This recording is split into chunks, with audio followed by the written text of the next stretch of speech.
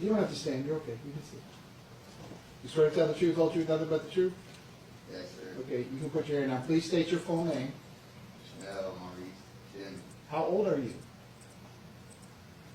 25. How far did you go in school? I graduated. Well, I got my GED.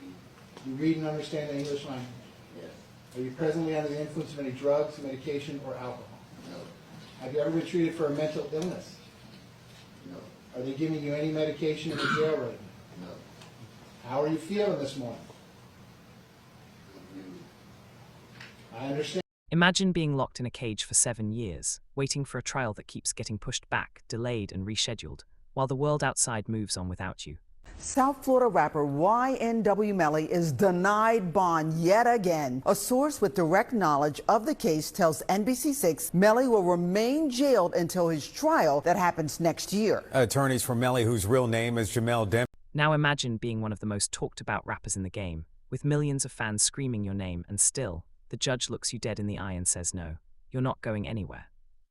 That is exactly where YNW Melly finds himself in 2026. This is not just a story about a rapper behind bars.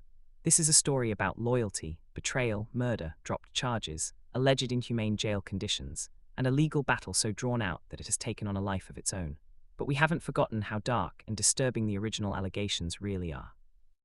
And today we are going to break down everything: who YNW Melly is, what he is accused of, why his team keeps pushing for bond, and why the judge keeps shutting that request down. Sit tight, because this story is deeper than most people realize. Who is YNW Melly? Before the courtroom, before the headlines, before the orange jumpsuit, there was Jamal Morris Demons.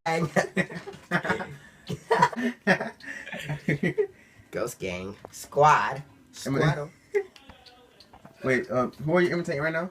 Casper. That's not that. Born on May 1, 1999 in Gifford, Florida, Melly grew up in one of the toughest environments in the state. Poverty, gun violence, and crime were not distant concepts for him. They were everyday realities from the time he was a child. He found his escape in music. By his early teens, he was already recording, already developing the melodic, emotional style that would eventually make him one of the most distinctive voices in modern rap. His tone was different. He could sing, he could rap, he could make a song feel like heartbreak and a street anthem at the same time. His 2018 breakout record, Murder on My Mind, was ironically prophetic. The song racked up hundreds of millions of streams and introduced the world to a young artist with undeniable talent. He followed it up with hits like Mixed Personalities featuring Kanye West and 223s with 9 Lock 9. At just 19 years old, YNW Melly looked like he was on the verge of becoming one of the biggest names in hip-hop. Then everything collapsed. The night everything changed on October 26, 2018, 2 young men were shot and killed inside a car in Miramar, Florida. Their names were Anthony Williams and Christopher Thomas Jr., better known to the world as YNW Sackchaser and YNW Juvy. They were both members of Melly's own crew, his brothers. His closest friends. Initially, the shooting was reported as a drive-by. Someone had opened fire on their vehicle while they were driving through the night. It was tragic, but in the world these young men came from, it was not entirely surprising. The streets had taken another 2 lives, but investigators were not convinced. As Broward County detectives dug deeper into the crime scene, something did not add up. The bullet trajectories were wrong. The physical evidence inside the car told a different story than the one being presented. After months of forensic analysis and investigation, law enforcement reached a chilling conclusion. Anthony Williams and Christopher Thomas Jr. had not been killed in a drive-by at all. They had been shot from inside the vehicle. Someone sitting with them had pulled the trigger, and that someone, according to prosecutors, was YNW Melly. The arrest and the charges in February 2019, YNW Melly turned himself in to police. He was charged with 2 counts of first-degree murder. If convicted, he could face the death penalty. The allegations were devastating, not just legally, but personally. Prosecutors claimed that Melly had shot both Sackchaser and Juvy while they were inside the car, and then worked with another associate, YNW Bortland, to transport the bodies and stage the entire scene to look like a drive-by shooting. They then allegedly drove the 2 dying men to a hospital, where both were pronounced dead. Bortland was also arrested and charged in connection with the cover-up. From the very beginning, Melly maintained his innocence. He posted on social media, he spoke through his legal team, and his mother, a constant presence throughout this entire ordeal, stood firmly by her son's side. The message never changed. He did not do it, but the state of Florida was equally firm. They believed they had their man, and they were pushing for the most severe punishment available under the law. 7 years behind bars, and still no trial. Here is where the story becomes something beyond just a murder case.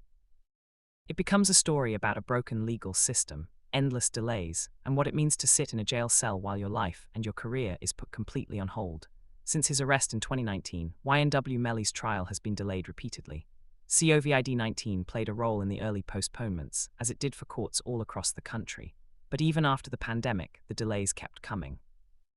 Legal motions, changes in legal representation, issues with evidence, scheduling conflicts, the list goes on. By 2023, his first trial ended in a hung jury. The jury could not reach a unanimous decision, meaning neither conviction nor an acquittal. The state decided to retry him. And so the waiting continued. Through all of this, Melly sat behind bars. No bond, no freedom. Just a cell and an outcome that remained completely uncertain. During this period, music he had recorded before his arrest continued to be released. His fanbase remained loyal,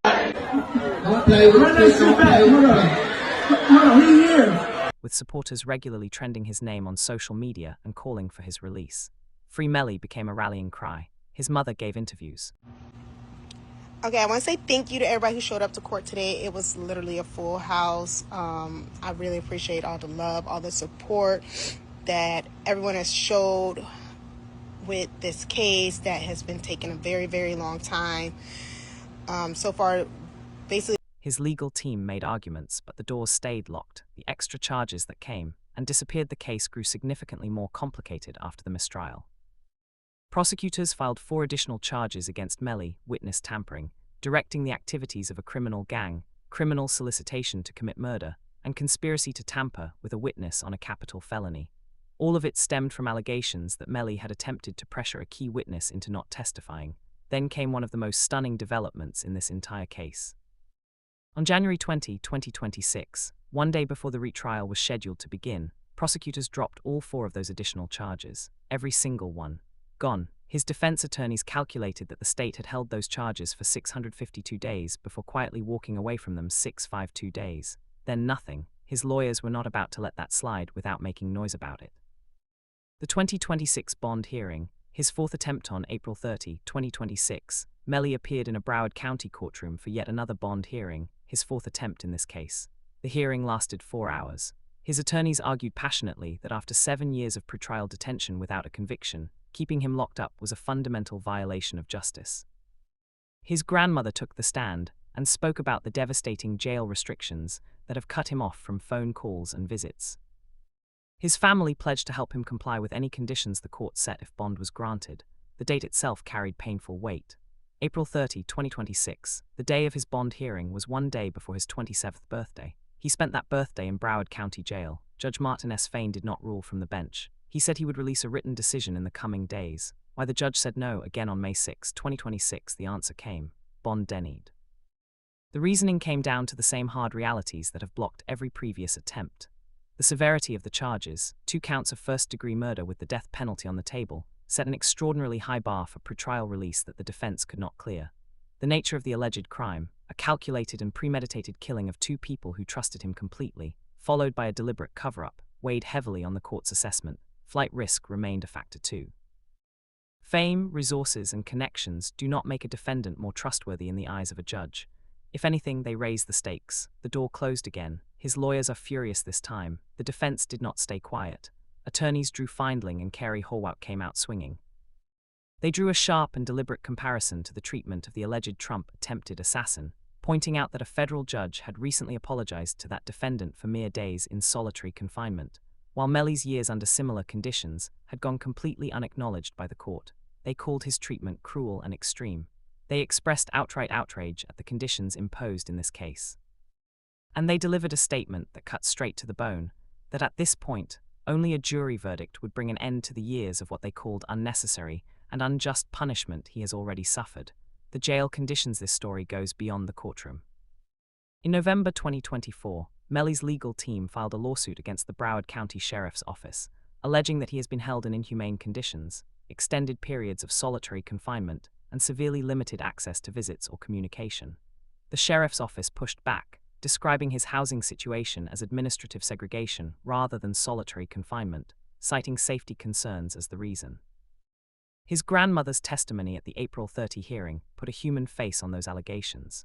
It broke my heart, not being able to communicate, not knowing where his mental mind is, just to hear his voice. Yes, it was very difficult.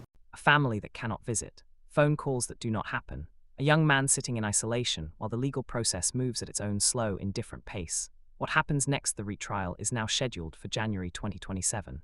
If it proceeds on schedule, it will take place nearly 9 years after the original alleged murders in October 2018. South Florida rapper YNW Melly is denied bond yet again. A source with direct knowledge of the case tells NBC6 Melly will remain jailed until his trial that happens next year. Attorneys for Melly, whose real name is Jamel Demon. That number alone is almost impossible to wrap your head around. The prosecution has had years to sharpen their case. They know where the gaps are from the first trial. They know what landed and what left the jury uncertain. They will not walk into that courtroom unprepared. The defense, for their part, is not backing down either. The hung jury from 2023 proved that conviction is not guaranteed. At least one juror believed there was enough reasonable doubt. That is the thread Melly's team will pull on in 2027. Whatever happens in that courtroom, the stakes are absolute. A guilty verdict means death row. An acquittal would be one of the most dramatic reversals in recent criminal history. There is no version of this story that ends quietly. The bigger picture beyond the legal battle, YNW Melly's case, raises questions that are uncomfortable but necessary. What does it mean when someone spends 7+ years in a jail cell before a trial concludes? What does it mean when extra charges are filed, held for nearly 2 years, and then dropped without explanation the day before trial? What does it say about justice when the process itself becomes its own form of punishment, regardless of guilt or innocence? There are no clean answers. Hip-hop has always existed in a space where the lines between art and reality blur. Where pain is transformed into music, where the darkest chapters of someone's life become the most streamed songs on the planet. YNW Melly is a product of all of that, the talent, the trauma, the tragedy, and the legal nightmare that has consumed the last 7 years of his life. Whether he is guilty or innocent, one thing is certain. The full story of YNW Melly has not been written yet. January 2027 is when the pen goes back to paper. And until that day comes, he waits.